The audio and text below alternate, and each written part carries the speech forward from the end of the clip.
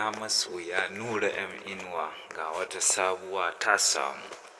Ita dai wannan sabuwar waka ta Nura Inuwa mai suna Gidan Yari. Sabuwar waka ce wacce na san da yawan masoya za su ji daɗinta insha Allah. Gidan Yari. Gidan Yari waka ce wacce shahararren mawaƙin nan naku wato Nura Inuwa ya yi yunƙurin yinta kuma ya tsara ta yadda ya dace. Gidan Yari.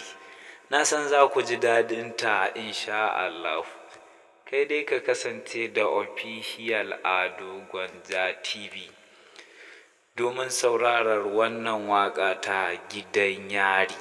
Gidan Yari dai waƙa ce wadda shahararren mawaƙin nan ya tsara ta mai suna Nura Inuwa. Kuma Nura Inuwa kun san ya yi shuhura a ɓangaren waƙa dai, kama da ta soyayya, nishaɗi, faɗakarwa da ilimantarwa dai. Shi ne a wannan lokaci ya fitar da wannan waƙa ta Gidan Yari. Gidan Yari. In ka bi ni har ƙarshen wannan bidiyon za ka ji cikakken wannan waƙa ta Gidan Yari. Kai dai kawai ka kasance da Official Ado Gwanja TV. Official Ado Gwanja TV ta kuce har kullum.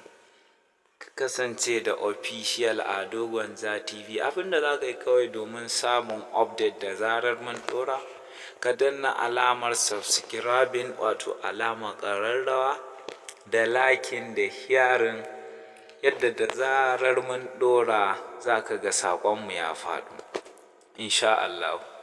Kai dai ka kasance da ni har ƙarshen wannan bidiyon domin sauraron wannan waƙa ta Gidan Yari ta shahararren mawaƙin nan naku Nura Inuwa. Insha Allahu kuna tare da ni za ku ji cikakken wannan waƙa ta Gidan Yari. Waƙar na san za ku ji daɗinta insha Allahu tun daga ɓangaren faɗakarwa, ilimantarwa da nishaɗantarwa. Hamma da karin magana waɗanda Hausawa suke faɗi insha Allahu. Kai dai kawai ka kasance da Official Ado Gwanja TV. Official Ado Gwanja TV ta kuce har kullum.